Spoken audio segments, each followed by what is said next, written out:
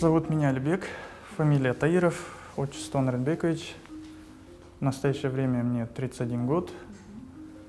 Так вообще я родился в городе Фрунзе, родом Чуйская область, село Акбулак. Это вблизи города Карабалта. Когда была пандемия, я тогда помню, прочитал малое собрание сочинений Чехова. Оно примерно на 600 страниц, что ли. Оно состояло из примерно 100 маленьких рассказов. Вот он, будучи молодым русским писателем, специализировался первое время на написании маленьких рассказов. Когда я прочитал и увидел, что можно, оказывается, писать не большие объемные романы, а начать, к примеру, с рассказов, то и меня посетила вот такая идея, почему бы не попробовать написать, потренироваться сначала с маленьких рассказов. Я пришел, в тот же день написал свой первый очерк о лени. Он получился всего на 2 страницы. И в тот же день я почувствовал, что получается, можно эту тему дальше развивать, продолжил ее, переименовав в «Смертные грехи». Так вот, особого замысла, конечно, не было, да, написать о человеческих пороках, копаться в человеческой сущности и так далее. Просто это стечение обстоятельств.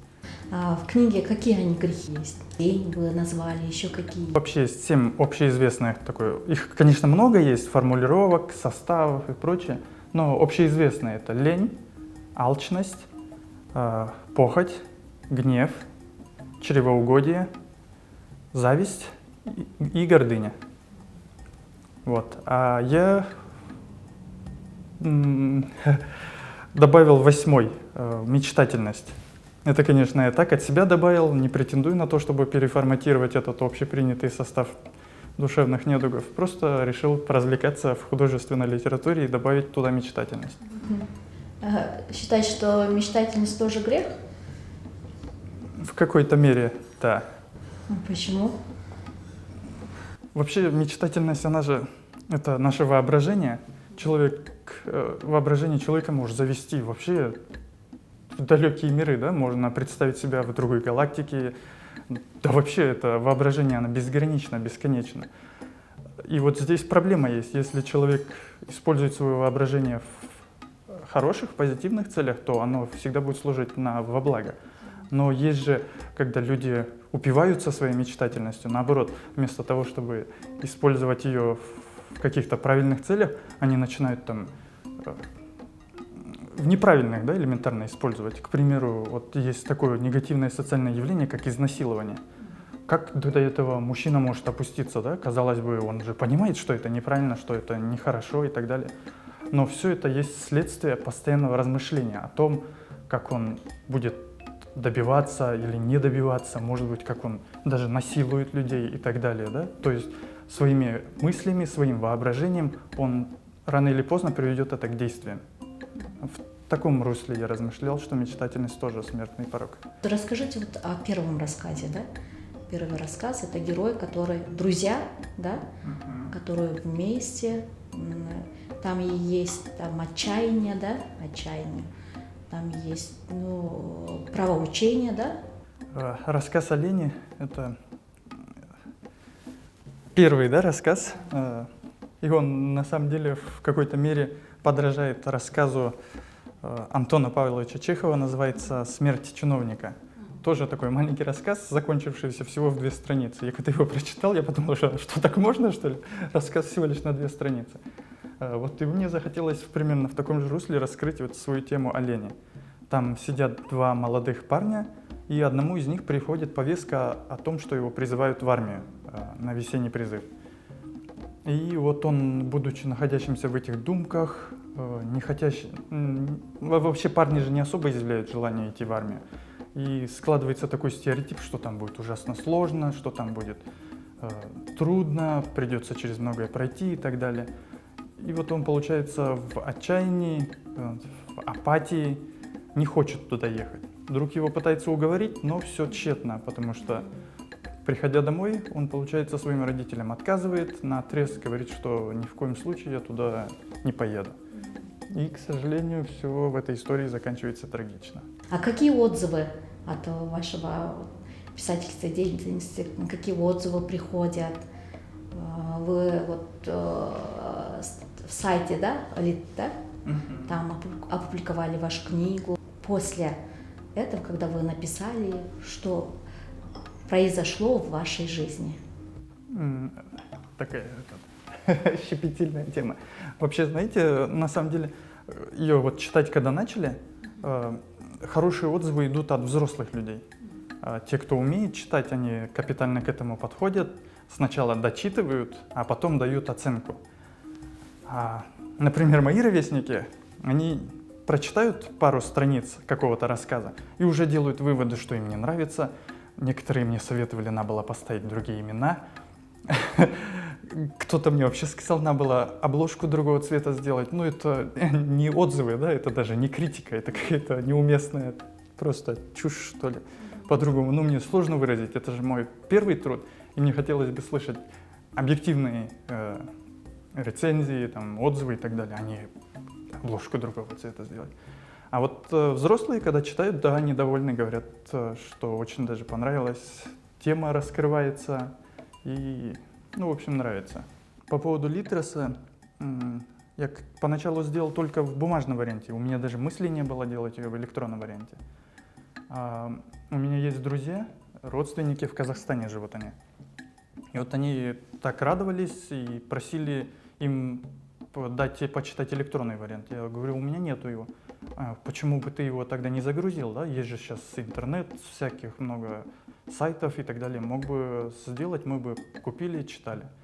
И вот тогда я сразу же, это получается через 2 месяца после опубликования, после издания, я открыл этот сайт Литреса, изучил, что нужно сделать, как это нужно делать.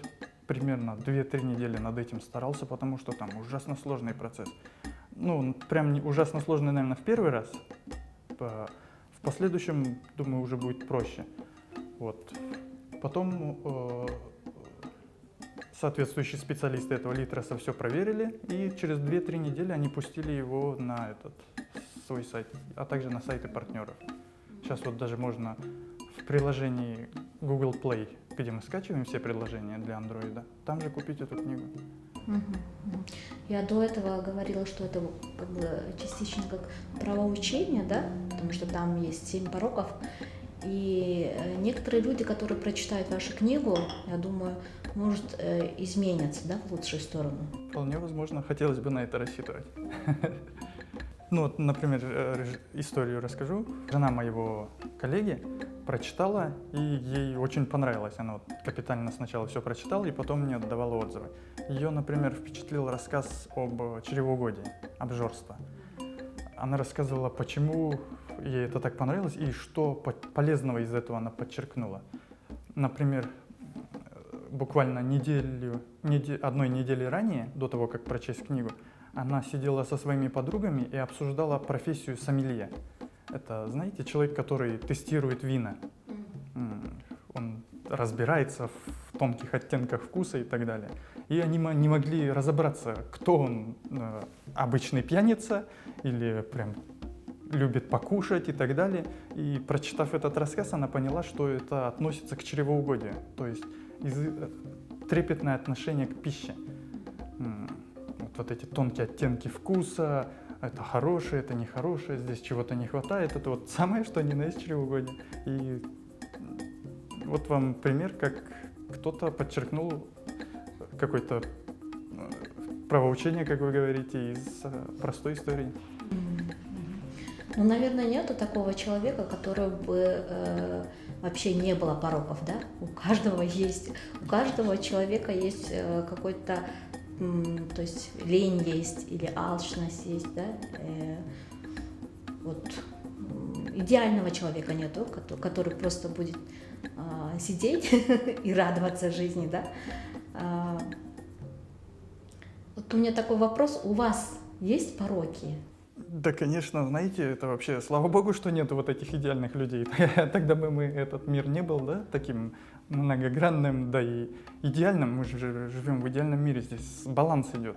Если появится какой-то сверхчеловек, полностью контролирующий жизнь, вот прям в совершенном русле, то ему сразу пора на Олимп, да, пускай становится богом. А так все люди ошибаются, нам свойственно ошибаться, на то мы все в первый раз живем. Ну, я так, по крайней мере, думаю. А по поводу себя, да, конечно, у меня также хватает этих пороков, и не претендую быть ангелом. Еще какие-то рассказы у вас есть, которые бы до этого писали, маленькие рассказы или какие-то? Есть, есть. Я пробовал неоднократно. Вот я же говорю, примерно с 14 лет у меня к этому интерес проявлял. Но каждый раз я упирался в отсутствие идей, либо словарного запаса, я не мог раскрыть тему. Вроде пытаешься, 4-5 страниц напишешь, и все, у тебя оказывается тупик, дальше некуда идти. И не получается развивать. Готовая только пока сейчас вот эта книга. 7. Год работали? Ровно год. Год. Какие-то трудности были в написании? Да, время, наверное, только. Время? Время, финансы. Остальное, в принципе, это уже дело желания, ну и труда, да. Время, да, вот самое главное время, потому что я писал исключительно в свободное время. На работе, я в банке в то время работал, там система настолько защищается, что нет доступа даже в интернет. Флешки нельзя использовать, и это время полностью исключалось. Домой приходил, у меня семья, жена, дочка, тоже там своего внимания требует, с ними надо посидеть, поиграть, покушать, ну и прочие семейные дела. И получается, где-то в часов 8 до 10 я только мог работать, либо в выходные дни. Это вот основной ресурс, да. По профессии вы банкир, да? Юрист. Юрист. Юрист. И занимаетесь писательством. В свободное время. А профессия юрист помогает в писательстве? Конечно, это прям во многом благодаря профессии юриста, да, я смог развить словарный запас. Элементарно даже я вот первым моим местом работы был бизнес, и там я мало когда что-то писал, и не было вот этого влечения к чтению элементарно даже, да. Потом я уехал в органы прокуратуры, работал в Джалабадской области, и там из-за того, что работа сложная и постоянно это писательская тоже работа, там, конечно, не художественная, а чисто юридическая тематика, но в процессе вот этой постоянной работы над тем, чтобы правильно излагать мысль, словарный запас пополнялся, пусть и юридическими терминами, но все же, да, он разрастался настолько, что в 2018 году, кажется, я начал вот писать, понял, что уже позволяет возможность. Да, я вот написал книгу, начал процесс издания, да, и столкнулся с тем, что у нас элементарно нету редакторов, нету корректоров. А как эта деятельность может развиваться, если нету таких важных специализаций, да, специалистов? Человек может придумать какие-то гениальные идеи, но он не умеет, к примеру, описывать или соблюдать вот эти знаки пунктуации, запятые, точки и всякие прочие. Но он сможет выразить суперскую идею, да? И вот он столкнется с тем, что никто его читать не будет, потому что он идею-то одно дело придумать, ее надо правильно преподнести. Для этого должны быть такие специализации, как корректор, редактор, и много их в этих хороших книгах возьмешь, сзади читаешь, там музыкальный композитор, визуалист, какие-то разные должности да, перечислены, которые ты даже не знаешь, что это такое. Вот, потому что у них эта деятельность развита. А у нас, ну, это вот, получается, только таланты, да, пробиться могут. Как вот, к примеру, в свое время Айтматов это сделал. Тоже я готов поспорить, что он не пользовался прям сильно услугами этих специалистов. А вот когда уже книга была готова, обычно же эту книгу читают близкие, да? Ну, долгое время только супруга знала о том, что я пишу. Специально держал это в тайне, не хотелось. Бывает же, скажешь, а потом не доделаешь. Поэтому я в тайне держал, только супруга знала. И вот когда я уже полностью ее дописал, то принес родителям им на прочтение. Это своего рода были корректоры, редакторы. Они прочли свои мнения, сказали, там, где поправки, многое учел, да, они как все равно же по-взрослому смотрят. Там, какие-то помягче, пожестче, где-то там изменить. И вот, да, только жена да родители. Там уже остальные все разом узнали. Сейчас работаете над какой-то книгой или над каким-то рассказом? Вы вот до этого, знаете, спросили же, с какими грехами я сам, да, обладаю. Размышляя об их природе, я, к примеру, все их в себя нашел, за исключением лени. Вот почему-то так случилось, что мне проще не лениться, чем лениться, да? Сесть домой, там, смотреть телевизор часами, просто развалившись, не знаю, для меня это так сложно. Я лучше сяду и буду каким-то делом заниматься. И вот, написав эту книгу, я незамедлительно ко второй приступил, и сейчас работаю над вторым проектом.